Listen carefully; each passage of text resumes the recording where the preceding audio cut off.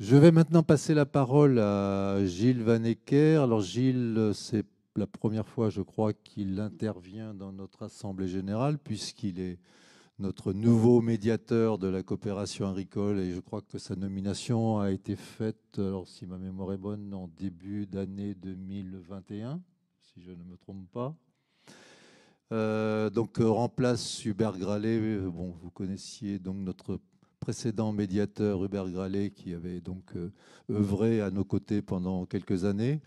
Donc Gilles est donc là pour nous présenter ses travaux pour l'année 2021. Donc je lui passe la parole. Peut-être il peut se présenter puisque c'est la première fois qu'il intervient. Je lui suggère de faire une rapide présentation de qui il est et puis ensuite de nous dire ce qu'il a fait au cours de cette année 2021. Merci beaucoup, Monsieur le Président. Bonjour à toutes et à tous. C'est un grand plaisir d'être avec vous aujourd'hui pour cette première fois, du moins en ce qui me concerne, pour cette Assemblée générale du HCCA. Donc le Président l'a dit, je suis tout nouveau, si j'ose dire, puisque je boucle ma première année de mandat. J'ai été nommé exactement il y a un an, puisque j'ai été nommé par un décret datant du 15 décembre dernier par le Président de la République. Et donc j'ai pris mes fonctions dans la foulée. Alors peut-être pour me présenter rapidement, je suis un fonctionnaire du ministère de l'Agriculture. J'ai fait à peu près 3/4 de ma carrière dans le public, alors à la fois au sein du ministère de l'Agriculture et puis dans plusieurs grands établissements publics du secteur agricole, du secteur de l'environnement. J'ai été secrétaire général de l'ADEME, donc les sujets environnementaux ne me sont pas étrangers, ainsi que leur interface bien sûr par rapport aux sujets agricoles. Et puis, j'ai rejoint pendant un peu plus de 8 ans, au début de l'année 2011, le secteur privé, où là j'ai eu le plaisir d'accompagner des professionnels puisque du secteur agricole, et plus particulièrement du secteur du sucre de betterave, puisque j'ai été le directeur du syndicat national des fabricants de sucre. Voilà, donc j'ai eu une double expérience, à la fois public-privé, et j'étais des deux côtés, si j'ose dire, un peu de la barrière, à la fois du côté de l'État et des pouvoirs publics, et du côté des professionnels. Et donc j'ai grand plaisir à exercer depuis un an mon mandat. Alors cette première année a été assez riche, si j'ose dire, puisque quand j'ai été nommé, il y avait notamment une crise dans le secteur allaitant, et plus particulièrement dans celui du broutard, avec des problèmes d'exportation de broutard sur l'Italie. Et le ministre m'a confié, dès mon arrivée, une mission consistant essentiellement à aller regarder, si j'ose dire, les relations entre les associés coopérateurs et leurs coopératives d'exportation de broutard. Voilà, c'est véritablement mon accueil. J'ai ensuite pris mes marques véritablement dans mon cœur de métier, qui est celui de médiateur. Donc, je vais partager avec vous quelques rapides éléments à l'issue de cette première année.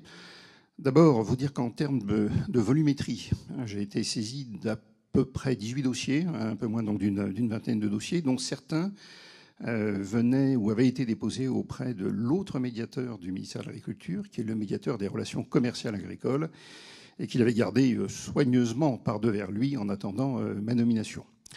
Alors, quand on regarde ces dossiers, ces 18 dossiers, un petit nombre, que merci d'ailleurs, ne relève pas du secteur de la coopération agricole, curieusement, donc je ne sais pas pourquoi ils étaient arrivés, ou alors relevaient bien du secteur de la coopération agricole, mais en tout état de cause ne me permettaient pas d'intervenir, puisqu'il y avait notamment des procédures judiciaires en cours, ou que l'on me demandait, de façon assez étonnante d'ailleurs, d'être un expert auprès de certaines des parties dans le cadre d'un contentieux en cours. C'est évidemment très difficile d'intervenir. Donc voilà sur ces sujets de volumétrie, sur la nature des litiges maintenant. Cette nature est assez diverse.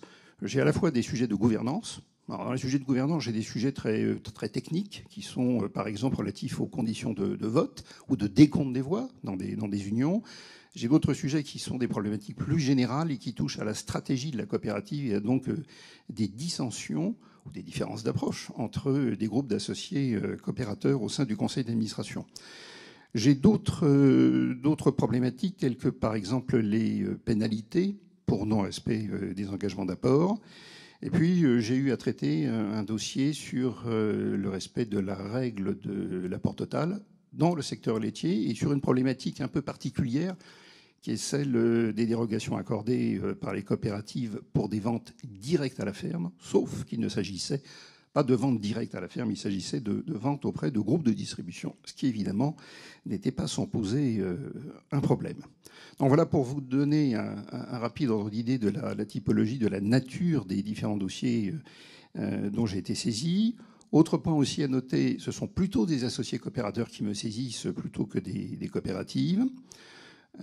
Autre point également, c'est que j'ai été saisi d'un certain nombre de dossiers qui étaient déjà en phase pré-contentieuse ou contentieuse, bon, ce qui n'est pas tout à fait idéal, parce que la médiation, normalement, est censée intervenir avant qu'on diligente des procédures judiciaires.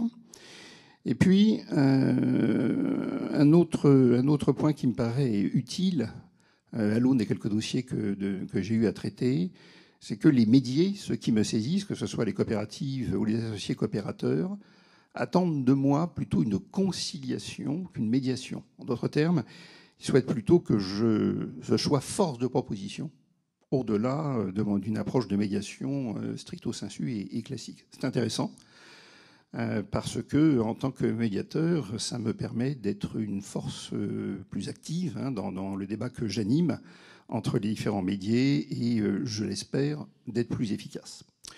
Voilà donc pour donner un rapide panorama. En conclusion, il faut maintenant que je conclue.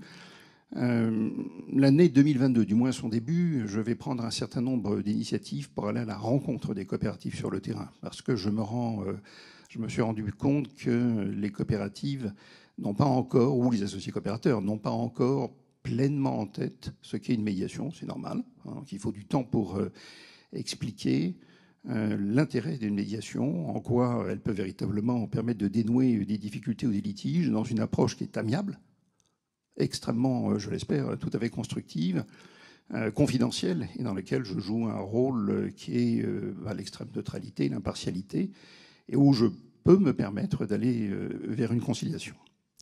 Voilà, Monsieur le Président, ce que je pouvais rapidement dire pour présenter un premier bilan de bon mandat. Merci. Merci Gilles d'avoir réussi en quelques minutes à résumer une année d'activité. C'est toujours un peu un exercice compliqué de résumer beaucoup de choses en si peu de temps, mais merci pour cette synthèse.